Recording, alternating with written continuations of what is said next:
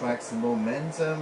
Good morning, Kwang Yu with you in the second hour, the interview hour of the show. And joining me for the interview today is Denise Cheah, who is the technical officer from Wetlands International. Welcome to the show, Denise. Hi, Kwang Yu. Thank you for having me. You're welcome. Right, how are you today? Nervous? Don't be nervous, okay? I think you're going to be having so much fun talking about the work that Wetlands International does, and it's great that you have your whole support team here today. Oh yeah, good. Look at them. I tell you, it's a real support team. All 5 to 6 of them outside, so that's awesome. But first, maybe to acquaint myself and also the listeners today, we had a similar topic last week, and I think we're going to be talking about an extension on a couple of issues to do with mangroves, specifically for today. But maybe just a little bit of background, a little bit of history on Wetlands International first, Denise. Wetlands International is like the only global non-for-profit organization dedicated to the conservation and restoration of wetlands. And we have 18 officers scattered around the globe, but our HQ is in the Netherlands. Right. And we have been part of MENGO since its formation in 2001. Okay, and MENGO, of course, is the Malaysian environmental NGOs network. Yes. Okay, so great stuff. So Wetlands International, I mean, what are, that was a very concise way of describing the organization, but maybe for us, or for myself, and for other listeners to get better acquainted with the concept of wetlands. We spoke about it a little bit last week. Describe to us, how would you technically, since you are a technical officer, technically define what are wetlands? There are many definitions of wetlands, but the one that we use is the one defined by Ramsar, which is a mouthful. Wetlands are areas of marsh, ferns, but to put it in simpler terms, we would call it the transition zone between wet and dry environments. So they have the characteristics of both environments, but you cannot exclusively tie them to either just aquatic or terrestrial. Right, so they're sort of in between land and sea, or land and water. It could be specific land and water. So it could be between land and a lake, for example. A lake is technically a wetland. Right. Yes, and it's not only like restricted to natural, but anything that is man-made, like your golf course or even like paddy fields. Those are also categorized as wetlands. So paddy fields are categorized as wetlands. That makes sense. I can see that. Even golf courses. The lake in the golf courses. Oh, the lake in the golf courses. Okay, so that's considered a wetland. Yeah. Very interesting, but it does not cover the beach, right? If I'm not mistaken. No. Okay. So anything else besides the beach, would you say, or any other things that you know, like the uninitiated people like me, we're not so sure. How do you define the wetlands? Any other things that you want to describe? I think it's just a long list. Okay, so it's a long list. It's difficult, and different experts will have different says on it. So there's no real, very exact definition. Okay, but what was interesting for me to find out is it does not cover the beach. Let's say not the sandy beach, right, but other areas, I think so. Recap for us, wetlands, obviously it's sizable in terms of its acreage and acreage. Natural, but not to be taken for granted. But unfortunately, we do take them for granted. So some of the functions that we do not realize are like flood mitigation. They are breeding grounds for a lot of fish and birds, crustaceans, which is important to support local livelihoods, because you get your fish production, your food production, or even your timber production from wetlands. Right. Yeah, a lot of indirect sort of benefits that they bring that we don't see. We don't physically, because we don't really harvest from the wetlands, except for certain things. There are certain roots and certain plants, medicinal plants and things like that. Right? Correct me if I'm wrong. So awesome stuff. Maybe before we go for a break and before we go zoom into mangroves specifically, right? Tell us, update in terms of the projects that Wetlands International is working on at the moment. At the moment, we are working in terms of peatlands. We're doing sustainable peatland management. That's for peatlands, eh? Yeah, that's for peatlands. I think it was covered last week. That's right. And then in terms of mangroves, we are working with the local communities in Johor. So we are sort of like building their capacity and teaching them to how to sustainably manage their resources. Right. Okay. And speaking of peatlands are the ones that usually or can oftentimes catch on fire. Yes. Correct. And that's the partly or to some extent is a substantial reason for the haze currently, I understand. Okay, alright, so that's what I learned last week. Wow. And I think it was pretty good information, and it's great to have people like you, whether we're talking about peatlands or we're going to be zooming into the mangroves for today, to enlighten us all, to share all this information. So awesome stuff. I'm speaking right now with Denise Cheah, who is the technical officer from Wetlands International. Find out more about mangroves, what the area does, and also the initiatives of Wetlands International in that area. After this one by the Bangles, remember them? This is one of their hits. I believe it was from the late 80s, early 90s sort of a period. This is the Bangles in Your Room. Keep it lights out right here on Traxx.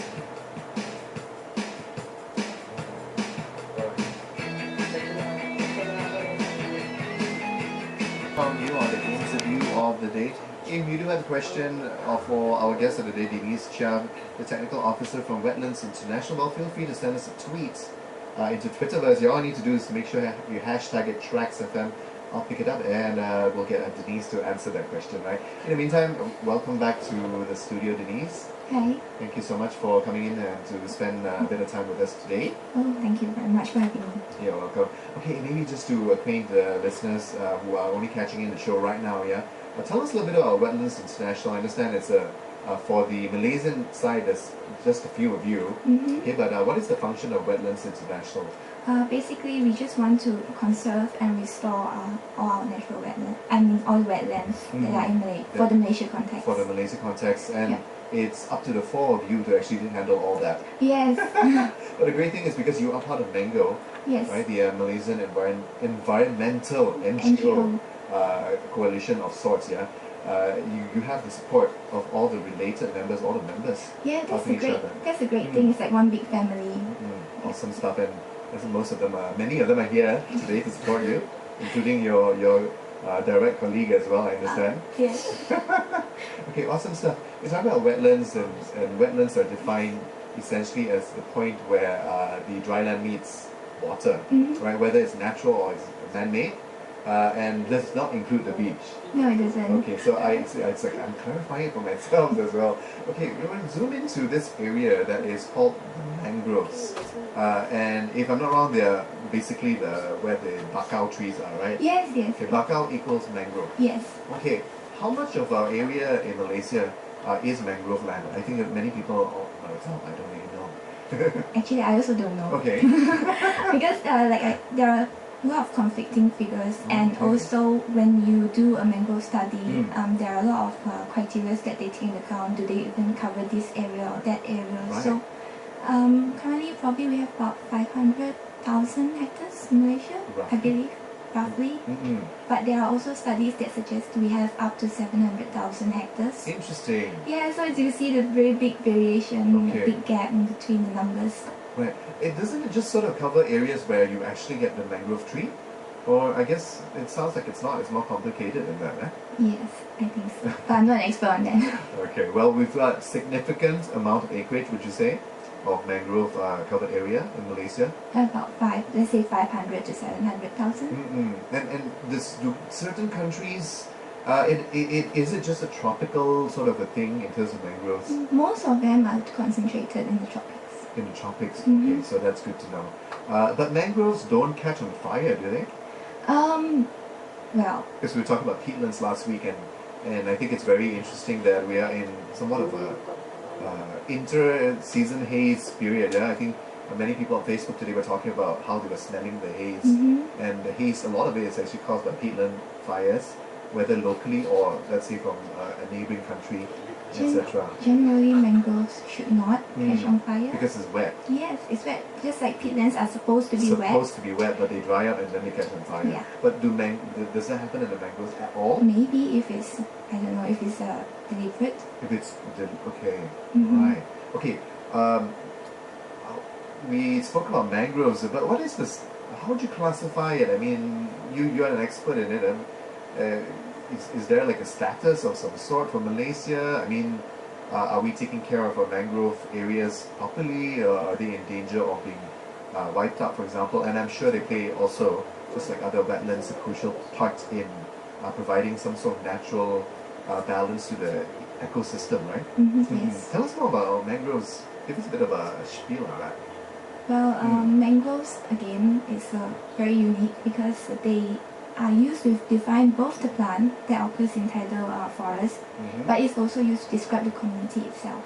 Community So of... you have the tree, it's called a mangrove tree, but then at the same time the whole thing is also called a mangrove. Yeah, it's not like you have peat and then you have maybe this tree or that tree, but mangrove is mangrove. The general area? Yeah, the general area and the plant. Okay. Yeah. And what is it's basically it's got a lot of roots. I remember the roots basically are in water, right? Yes. Okay. And then there's a lot of fish and crustaceans and shellfish and things like that live in the mangrove. Yes, exactly. Right. That's the roots is actually one how do you say it, the way an adaptation because they live under extreme conditions where it's like always salty. So the roots are actually a way for the mangrove trees to absorb oxygen. Okay. And so then that's another piece of the puzzle. Yeah, it's always borderline.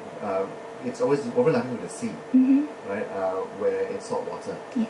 So again, definition of the mangroves, and give us more details if you can, Denise, about the ecosystem. I mean, how does it feed off each other in terms of the living creatures, and how does that relate to also people, the livelihood of people, and the effects or the importance rather of having mangrove land in a particular area?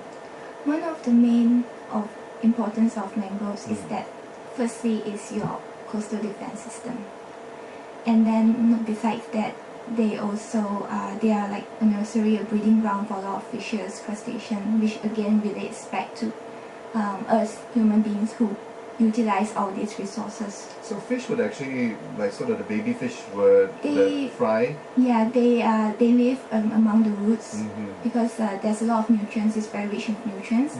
So that's where they get their food and things, they grow up, they are protected from predators and things like that. Until they become bigger. And then they eat other fish. Eat other fish, okay. And then of course crustaceans, all the small little sea creatures, I guess. Other mammals, birds, migratory birds. Okay.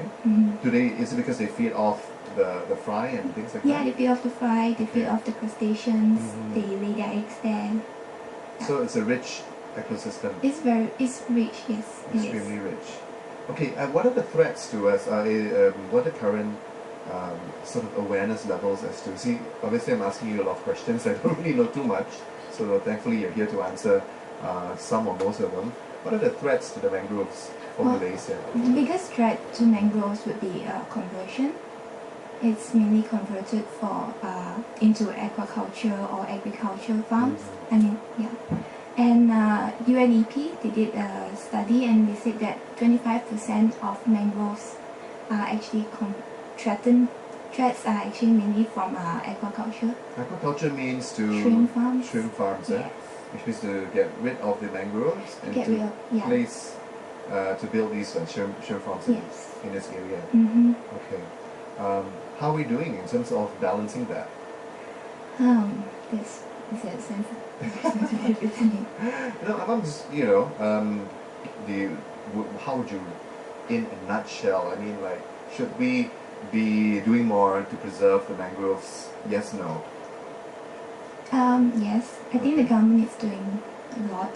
As in, there is a National Mangrove Replanting Committee, so that is a good initiative.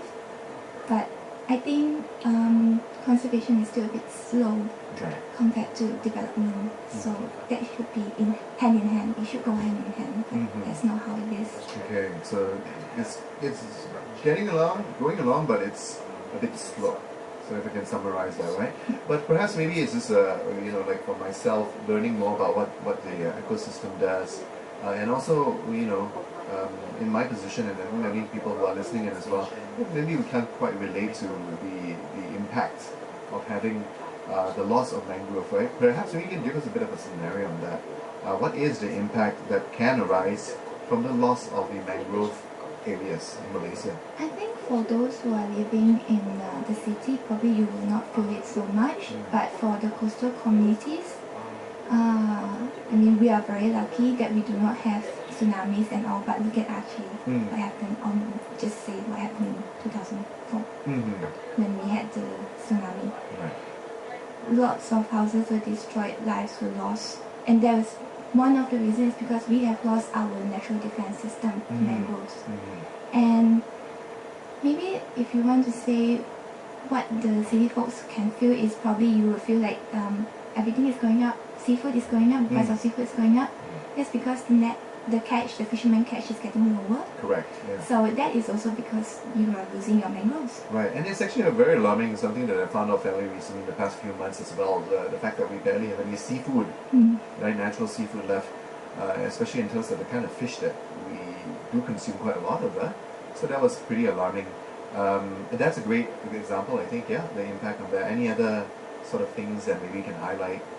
Yeah, flooding for those who live along the coast. Most of the time it's also because you do not have the mangroves, not only mangroves but on a general scale wetlands, because wetlands actually help to retain the water. They act as a sponge. So when you lose all these ecosystems, then you suddenly realize that the water, there's nowhere to go, and it just goes into the land. Makes a lot of sense, yeah? Because usually you have this buffer of the sponge that absorbs the extra water, and all of a sudden it's gone, so it's just the only way it can go is inland. Yes. Resulting in flooding and other issues as well. Okay, I'm talking right now to Denise Cheah, who is the Technical Officer from Wetlands International. On return from the break, we'll find out more about the efforts, initiatives and projects which Wetlands International is doing to protect and restore mangrove land in Malaysia.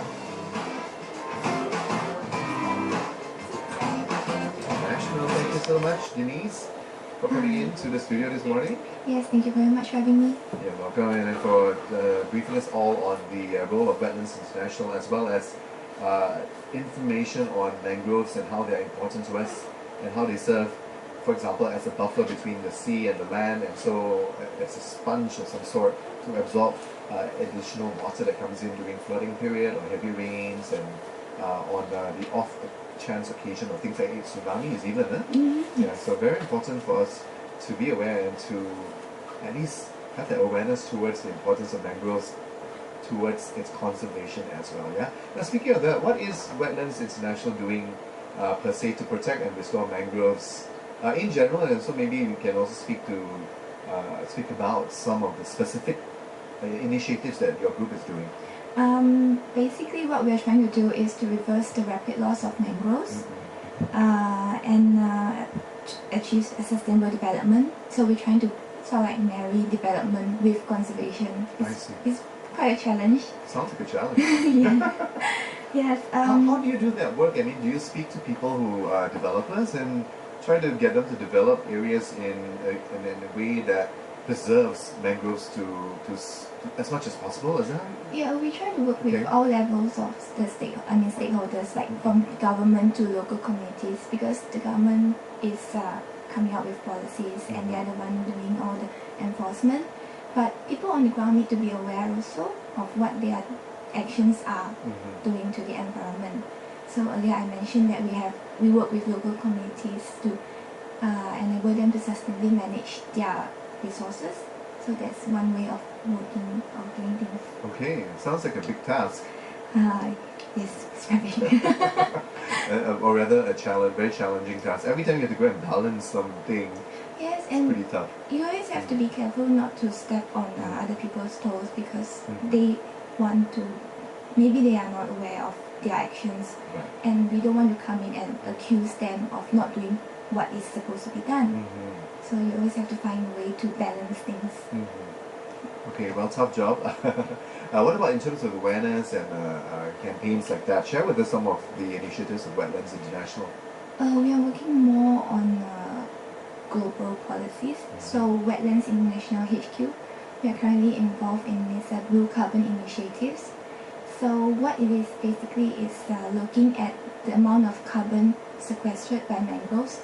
A lot of people do not know that mangroves actually store a lot of carbon. As a matter of fact, I think they store even more carbon than a tropical forest. Storing carbon? What does that mean? The carbon dioxide emissions into the atmosphere, so Right. it will be stored and then by the mangroves. Okay, so the mangroves are a very good agent in taking in CO2. Yes. Right. Are they good at releasing oxygen as well? Yeah.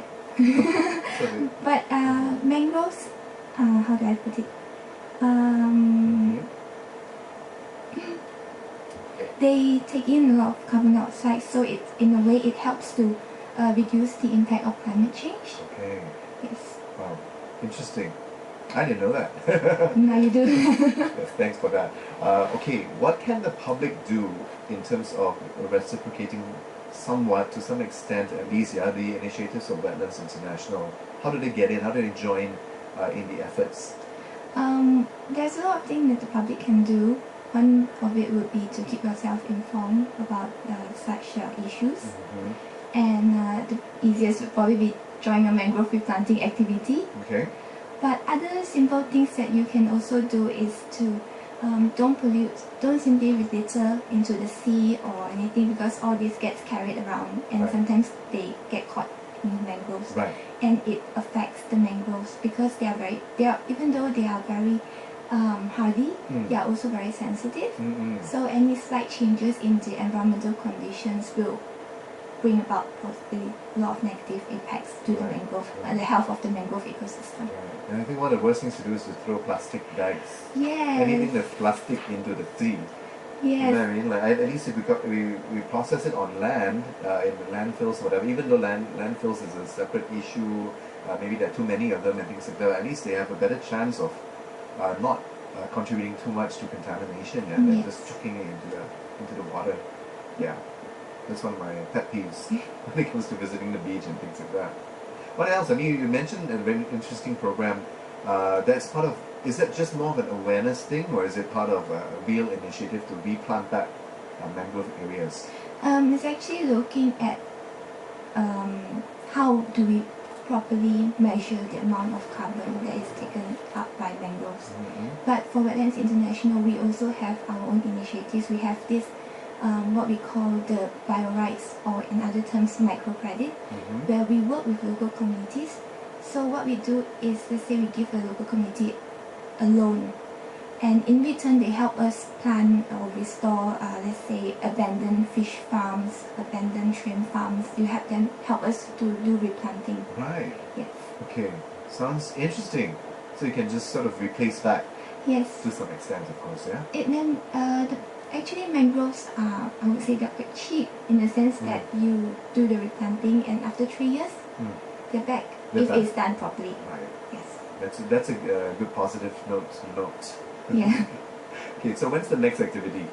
Actually we do not really do a lot of public Okay. activities. Right. But we do have, you can always go through Mango because we have other members who Mm. do a lot of replanting activities. Mm-hmm. So you can just engage Mango, contact Mango and ask who is doing the next mangrove replanting activity, or even tree planting activity in peatlands. Right.